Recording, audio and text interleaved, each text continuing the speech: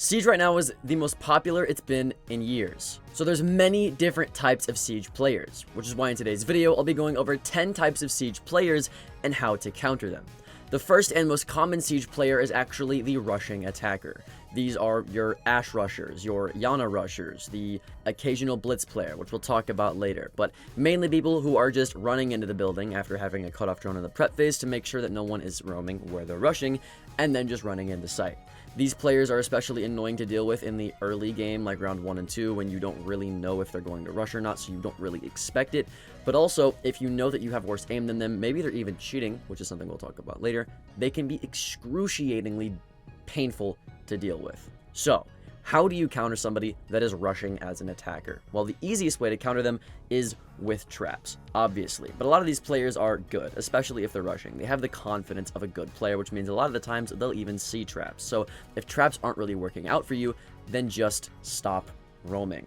If you're on site, the only place people rush is on the site, correct? So if they're rushing the site and all 5 players are there, they're not going to win. So if you have info on the cameras and you know exactly where he's rushing from default cameras or from sound, whatever it may be, maybe an Ash charge that you hear, then you just have 2 or more players minimum looking at the exact place he's going to rush from, all sitting on site, maybe with DMRs holding super tight angles so that he can't actually do anything to you.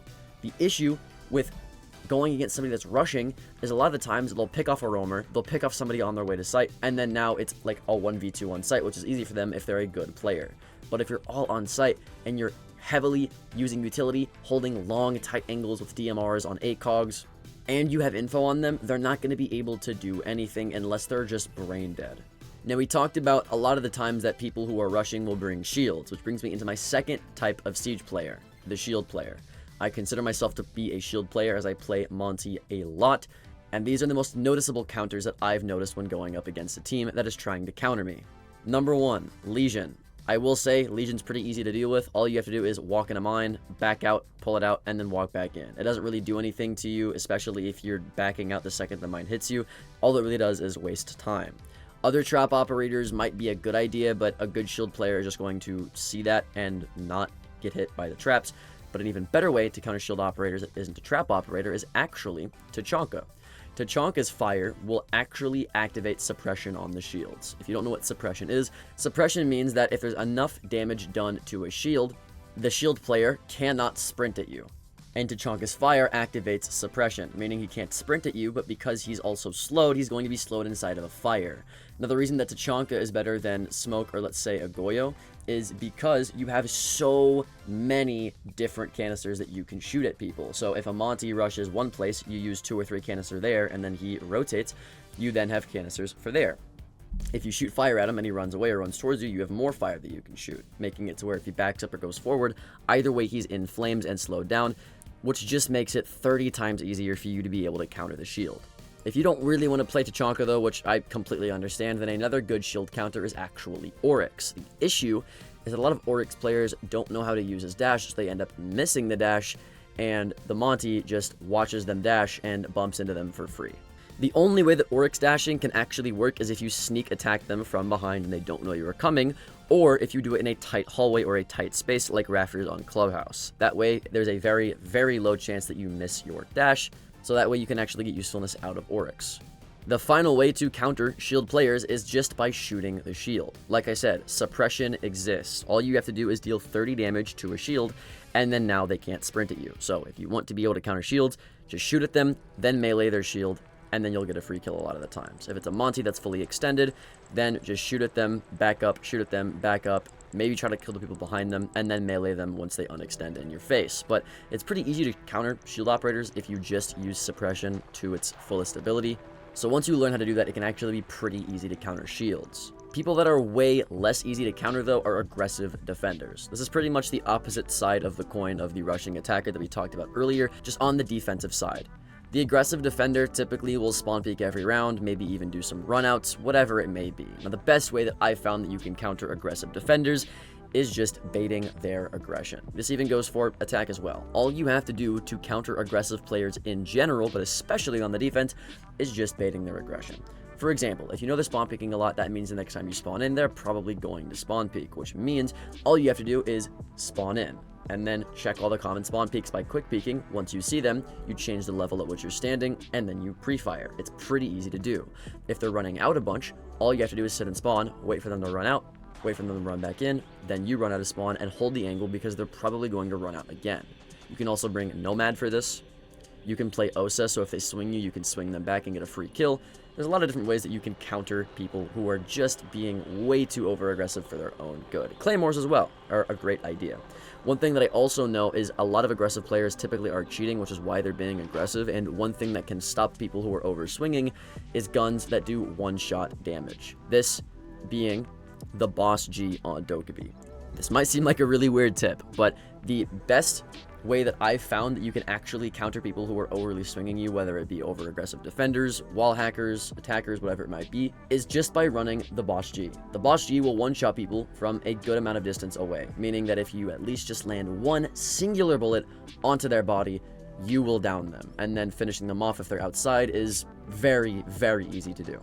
Another type of player that I have some pretty weird fixes for is our fourth Siege player, the Azami player. Azami is an extremely oppressive operator right now, especially with Fenrir and Solus just getting nerfed, and with people using her auto-slug shotgun with her ACOG to hold crazy angles and pixel angles that you can only get with Azami barricades. So, how do you deal with such a versatile and oppressive gadget and operator? One of the ways that I've found that you can deal with Azami players is just by playing Monty. If you're a good shield player, or specifically a Monty player as well, countering Azami is easy, because all you have to do is walk past her Azami barricades. She does bring impacts, but with the impact nerf, that shouldn't really be that big of a deal, especially if you're fully shielded, which is why I think shields are a great counter to Azami. A great example of this is Rafters on Clubhouse. People love to play Azami there, and now what a lot of people are doing is they're playing Monty and just walking up Rafters so that the Azami can't do anything and the Monty just runs at her face and kills her for free. Or maybe the Monty just walks up and applies a little bit of ghost pressure while the people on the wall below her, on the door or lower garage, kill her while the Monty is distracting her. Or whenever your teammates are taking a gunfight, then you ADS. So either way, even if she kills you or your teammate, the other person will get the refrag. So shields are a great way to counter an Azami, especially if she's holding those long angles that you can't seem to get past in those tight choke scenarios. Another way, though, that you can counter Azami players is just by running a DMR. This is why I say Twitch is actually a really good solo queue operator right now, because you can counter Fenrir with the Twitch drones, and then you can use her DMR to completely get rid of any Azami you see. It takes less than an entire mag of one of Twitch's DMR mags in order to counter one Azami barricade. If you do the math, it takes about 3 entire magazines to completely counter Azami. Maybe 3.5 to 4, but you get the idea. With a lot of ammo in that DMR and the ability to completely counter Azami, not even with utility, Twitch or any DMR user in the entire game, like Lion or Dokkaebi, becomes a very viable option in order to destroy Azami barricades. Now, I know a lot of people might be thinking, well, what if they swing the Azami barricade? You can just position yourself in a pixel peak to where they can't swing you and see you. If you seriously can't find a single way to position yourself to be safe when the Azami swings you, and you're using a DMR, you shouldn't be using a DMR in the first place, because the entire point of using a DMR is to hold tight pixel angles that they can't pre-fire you on or swing you on, so that you can get free damage and rack up downs. It's the same thing for countering Azami barricades. So countering Azami is very easy if you use DMRs or if you use shields, but another great way that you can counter Azami is by simply pushing somewhere else. Pushing somewhere else allows you to ignore everything about Azami, because once she puts a barrier down, she can't pick it back up. So let's say, for example, that she has all of her barriers in one area, just push backside instead, or push a different area, or maybe play Vert on the Azami. That's another great counter, but maybe just changing up the strat to where the Azamis don't do anything in the first place is another great counter. But the most common counter for Azami is just explosive gadgets, whether it be frag grenades, Flores drones, whatever it may be, literally at all. You can just run explosive gadgets. Glaz Sniper and Kali Sniper and Kali's ability also are some honorable mentions to countering Azami, but a lot of people don't know how to counter Azami, so I hope that this helped. Something else that you can really get frustrated over is going against somebody who's tricking a wall, which is the 5th type of Siege player. If you're going against a Cade tricker, a Bandit tricker, or a Turbo tricker, then you need to know how to counter them. Well, the best way that you can counter any sort of tricking at all is by playing Thatcher with the right hard breacher. What do I mean by the right hard breacher? Well, if they're playing Cade, Thermite is going to be the best option for you, because Thermite's explosive is actually faster than both ace charges exploding. The first ace charge will explode faster than the thermite charge, but the Cade will get it in time to where the second ace cluster can't actually explode, meaning all you'll get is some heddles and not anything that you can actually vault through. So if you're going up against a Cade, play Thermite and Thatcher, but if you're going up against a Bandit, you want to play Ace and Thatcher, because that way you can throw an ace charge on both sides of the wall and Bandit can only get one. If it's a really good Bandit player, he'll get 1.5, but you're still going to get the wall open at least a little bit in order to counter the Bandit trigger if he's next to the wall, because you just opened up the wall so he can't really Bandit trick anymore. And then because Thatcher has 3 EMPs and you have an extra ace charge in pocket, you can EMP it. He won't be able to trick because there's a hole in the wall. And then now you're able to get the wall open as much as you want to for absolutely free. Now, if they're turbo row tricking, the best counter to that is Maverick, or simply just waiting out the turbo rows with a Thermite. Either way, countering walls is pretty easy as long as you have a Thatcher. So what happens when you don't have a Thatcher? Well, the best way to counter a wall tricker if you don't have a Thatcher is to just ban Cade in the prep phase, or maybe even turbo row. But I doubt you'll need to do that because most people aren't even playing turbo row anymore for some reason, but you can ban Cade, or simply bring EMP grenades. If you're able to drone out the Cades beforehand, or you just have game sense and know where they are based off of which wall it is, then you can EMP grenade the things off as well. You can also throw a grenade above the wall if you're able to throw anything above the wall, like the wall on Villa or the walls in Theme Park. So there are some actual viable counters to wall tricking if you use utility correctly. It's not just using guns or positioning. You can actually play the game and have better game sense to counter this playstyle. Now, I can't really say the same thing for my 6th type of siege player, the over-droners. Now, on this list, this is probably the one that I struggle with the most, but even then, I still can find some pretty notable counters to this. If you've ever gone against a team that is just using 3 drones at all time, they're just the most coordinated team you've ever seen. They're acting off of their info. They're just playing the game really well. These are the over-droners, people that I'm talking about. If you want to know how to counter these types of players, obviously the best type of counter would be Mute or Mozzie. But even then, they typically will prepare for that by bringing EMP grenades or simply throwing their drones over the Mozzie Pest or the Mute Jammers. So if you can't use those 2 operators, then what do you do? Well, in my personal experience, playing Solus is the next best thing. I know Solus got nerfed a bunch, but from what I've seen, it doesn't really change her that much. She's still pretty viable, and the ability to see exactly which drones are coming and where they are droning from will allow you to not only get that drone, but reposition in a way that you can kill the person that you have info on once they get off of their drone. Now, depending on the map that you're on also can completely depend on how you counter people that are over-droning. If you're on a big map, you can actually let them drone you a little bit. Maybe you see a drone, you shoot it, and then you back up to a different room. You see a drone, you shoot it, you back up to a different room. You see a drone, you shoot it, you back up to a different room. And you just keep doing that to waste as much time as possible, which is what a roamer is supposed to do in the first place. That's option 1. Option 2 is if you're on a small map, like Coastline or Border. If you want to be able to kill over-droners, unfortunately going to have to get aggressive and just go for kills. You can let them drone you, sure, but if you have a teammate that's with you or you're just able to get aggressive, you can kill these over-droners because these people love to use utility, and that's why they're not using their guns and they're using their drones instead. I'm not saying that's anything wrong, actually. I kind of prefer that just for the health of the game. But that point aside, if you want to be able to counter over-droners, actually being aggressive is a great way to do so. Speaking of aggressiveness, if you want to be able to counter my next type of siege player, the Death Stack, then you need to know these counters as well. The Death Stack is not one siege player, but it's actually 5. Have you ever had R6 Tracker on your computer or gone against somebody with all of the same names and you just know you're going against a 5 stack with coordinated comms, insane strats, and you're just like, oh god, I'm solo queuing? That's what the Death Stack is. As somebody who's in champ lobbies, a lot of the times I'll go against pro league teams or I'll go against really good streamers, and all of them are usually stacked in ranked. So I go against these types of players a lot, and the best way that you can counter these players is by being a weirdo. A lot of these players are champion level players, which means that they're able to predict you because you are also at least average at the game. However, if you don't act like an average player, they won't be able to predict you, which is the one thing that champs rely on a lot: prediction. If you're a champion player, you've been playing the game for a while, which means you know how 90% of rounds will lay out, utility-wise, site setup-wise, positioning-wise. You just know where people will sit and where people won't sit, and what to pre-fire, what to not pre-fire, where they'll hold, what utility they're going to use, how they're going to play. You just kind of are able to predict people. But if you're going against a Death Stack, all you have to do is be completely unpredictable. Sit in corners with a shotgun, play Caveira under a table, get misdroned, play a Boss G. Set up a site that literally nobody plays, like Bar on Clubhouse. Play really, really niche, weird operators. Don't sit in any common positions. If you just play like a weirdo, you will be able to beat these players a lot.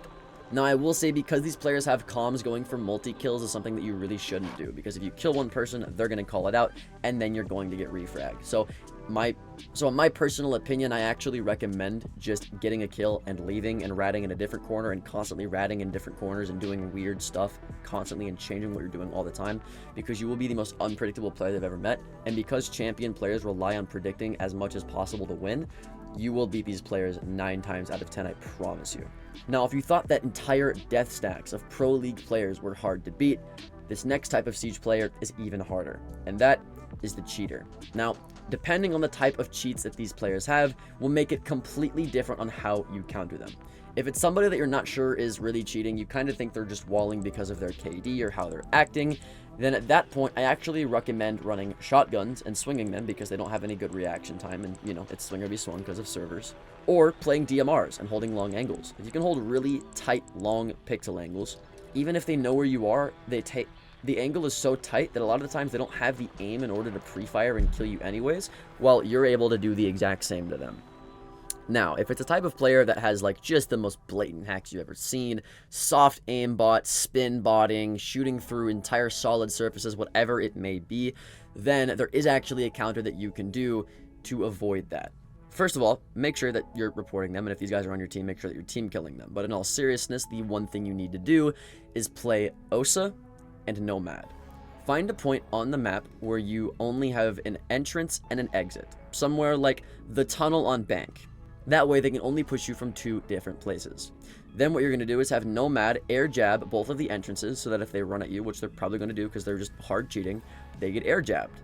And then you're going to have an Osa with claymores. The Osa is going to put her shields facing either entrance points. That way, that if they walk in and they don't have hacks that can shoot through shields, you can actually peek them. And because of peeker's advantage and reaction time and server-sided issues, a lot of the times if you're playing Osa and you peek the cheater, they don't have the reaction time possible at all in order to kill you back, which is why I think Osa is a great counter to cheaters as well. But if you play Nomad and you play Osa and you sit in a place with only 2 entry points, you will actually be able to at least not die to the cheaters, but I'd say around 70% of the time I actually end up killing the cheaters and giving us a little bit of an edge in order to win the round.